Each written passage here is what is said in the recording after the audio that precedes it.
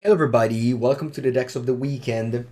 This weekend I played in some Magic events online, starting with the Mox Showcase Qualifier, which was a 270 people event that was won by this deck that you see right here. It's the four color creativity featuring Atraxa additionally to the Archon. We're gonna see this card later in the Legacy decks of the weekend. I'm not gonna choose this one for the decks of the weekend because it was a pretty straightforward creativity list, which by the way, it's in my videos from last week, and I also wrote a cyber guide for it, so check it out.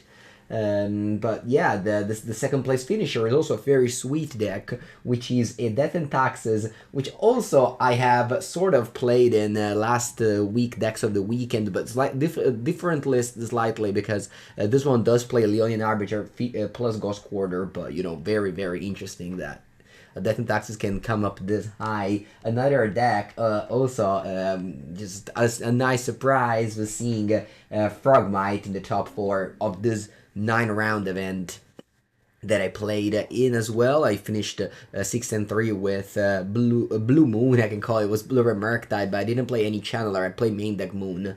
Posted the list on Twitter and Instagram. I'll play it for Sunday Murktide most likely. Let's check what happened and what was the decks of the weekend. My decks of the weekend is Amulet Titan because this deck is definitely the deck that gained the most by the newer set, Direction Obi-Wan, that was legal from this weekend on Magic Online. Mostly it gained this land, which is a colorless land that filters your mana, which is important since this deck does miss double blue for Tolera West often, I would say.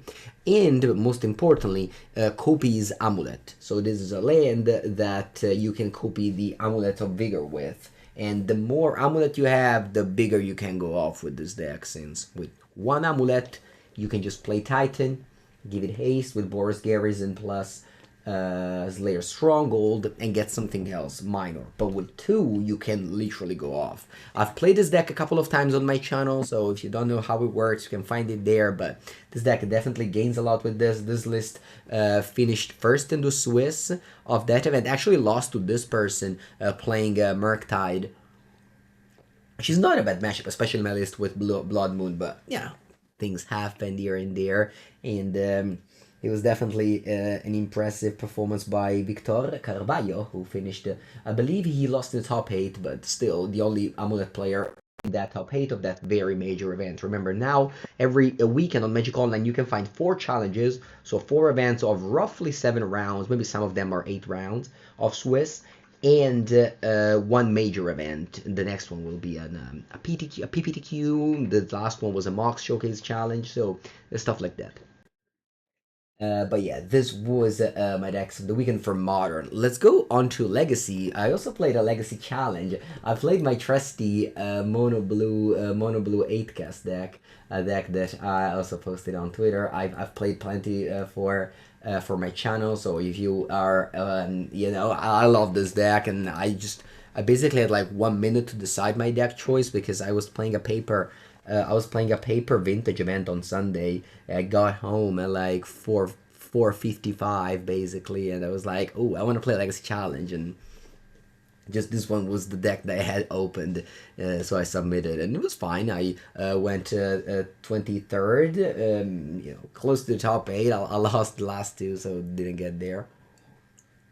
I was happy to have played it. But my deck for the decks of the weekend in Legacy is this blue black Reanimator deck because blue black Reanimator got a new powerful card, which is Atraxa.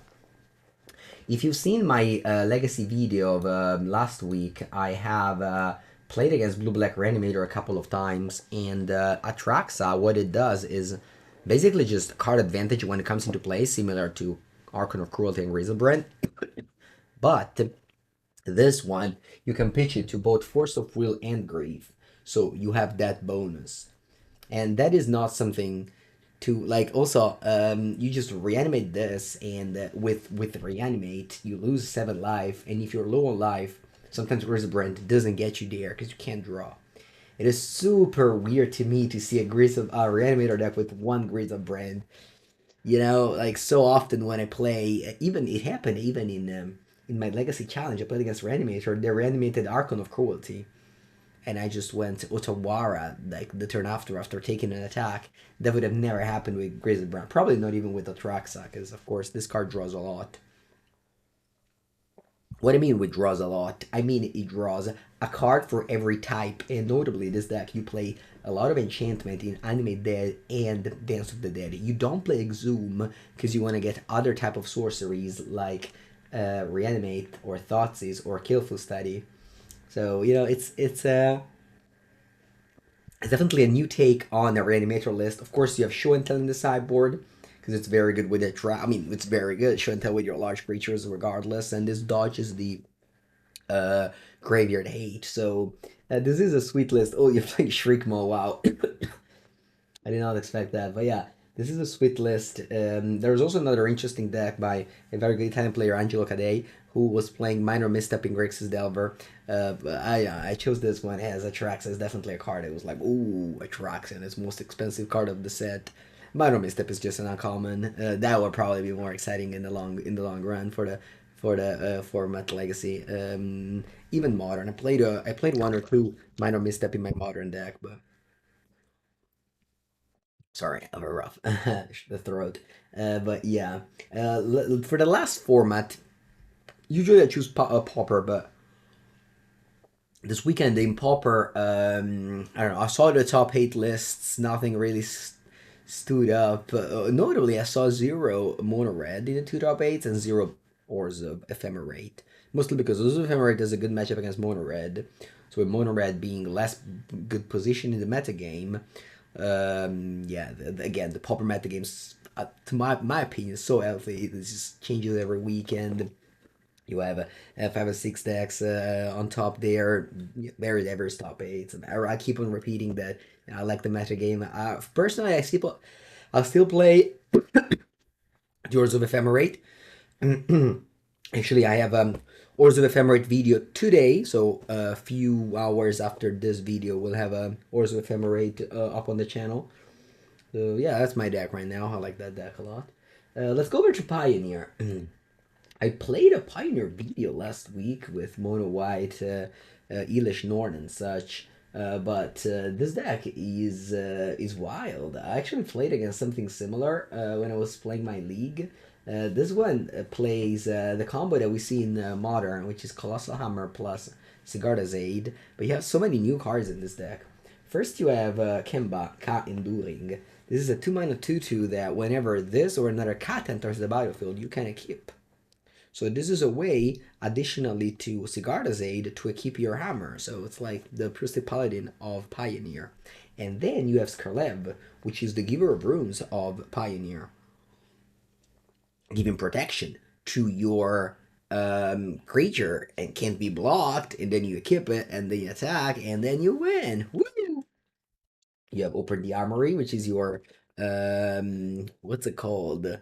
In modern it costs only 1 white. In legacy it costs one more. Sorry, legacy. In pioneer it costs one more. And then you have a sword of Forge and Frontier, which is the only sword available to you. It's actually pretty good, I have to say. I've been impressed by this card for sure.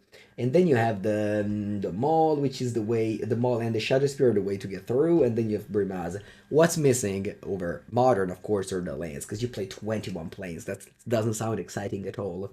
You're not playing Urza, you're not playing Inkmoth Nexus or Isn't Canopy, so you know that one is definitely the thing that's scary, because like 21 planes, you can get easily get flooded. You're playing Lay Down the Arms in the sideboard, which is the reason to play 21 planes and not like, you know, Castle Ardenvale or Shift Dunes or whatever you want to play in its place. You play Brave the Elements, which is sweet. Ossification is also another reason to play a lot of basic planes. It's the 2-mana Oblivion Ring. And yeah, wedding announcement. I've seen some lists playing Kaira and playing a lot of cats. This list from Pascal Maynard instead just goes through it. And he won an RCQ with it, or I don't know if I mentioned it, but so yeah, that's sweet. I like this list a lot. Oh, I didn't mention Adorn Pouncer and Sacred Cat are also things to put on, because he has double strike. This is lifelink. So that's yeah. I like this deck. I think it's a cool idea. I love innovations like this. This deck definitely re-innovated an archetype in Pioneer, which is Colossal Hammer and Sigarda's Aid. They always been legal, but they haven't been explored yet. Maybe now, thanks to this new Giver of Runes and this new Priestly Paladin, this archetype can also be explored in this format. Thank you for watching the Decks of the Weekend. I'll be back next week with another episode of this, on Wednesday with a podcast episode, and every day there's a league on my channel, a gameplay league of me playing Magic Online on stream. Thank you so much for watching. Have a good day, everybody. Sub to the channel, leave a comment, the usuals. Bye.